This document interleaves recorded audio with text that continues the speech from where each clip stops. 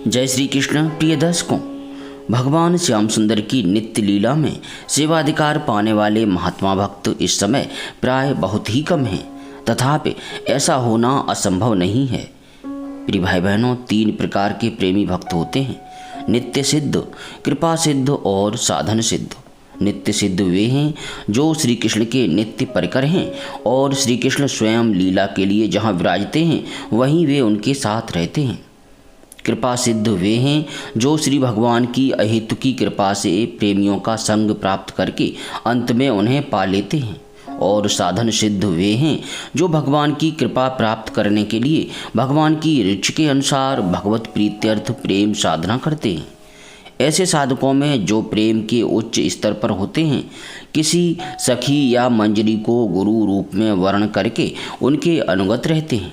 ऐसे पुरुष समय समय पर प्राकृत देह से निकलकर सिद्ध देह के द्वारा लीला राज्य में पहुंचते हैं और वहां श्री राधा गोविंद की सेवा करके कृतार्थ होते हैं। प्रिय भाई बहनों, ऐसे भक्त आज भी हो सकते हैं।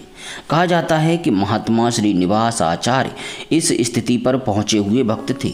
वे सिद्ध सखी देह के द्वारा श्री राधा गोविंद की नित्य लीला दर्शन के लिए अपनी सखी गुरु के पीछे पीछे श्री व्रजधाम में जाया करते। एक बार वे ऐसे ही गए हुए थे। स्थूल देह समाधि की भांति निर्जीव पड़ा था। 3 दिन बीत गए। आचार्य पत्नी ने पहले तो इसे समाधि समझा, क्योंकि ऐसी समाधि उनको प्राय हुआ करती थी। परंतु जब 3 दिन बीत गए, शरीर बिल्कुल प्राणहीन प्रतीत हुआ, तब उन्होंने डरकर शिष्य भक्त रामचंद्र को बुलाया। रामचंद्र भी उच्च स्तर पर आरूढ़ थे।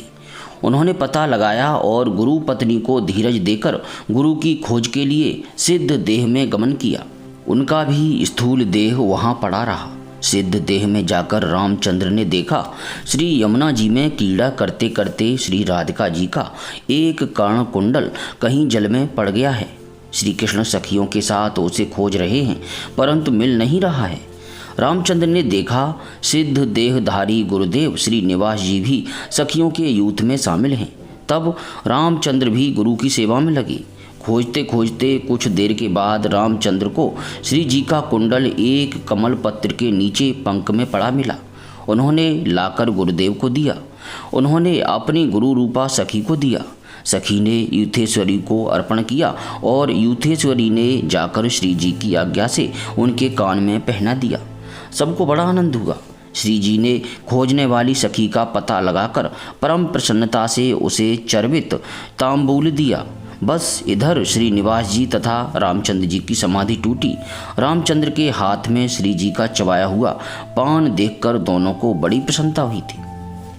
प्रिय भाई बहनों, भगवान की नित्य लीला में प्रवेश मिलने के पश्चात इस स्थूल देह का कोई औचित्य नहीं रह जाता, परंतु प्रारब्ध अनुसार जब तक इसे चलना है तब तक यह चलेगा। सिद्ध देह में गमन करके प्रिया प्रीतम की लीला में सम्मिलित होकर जिस आनंद की, जिस परमानंद की अनुभूति होती होगी, उसे वाणी के द्वारा व्यक्त नहीं किया जा सकता। वह केवल अनुभव का ही विषय है।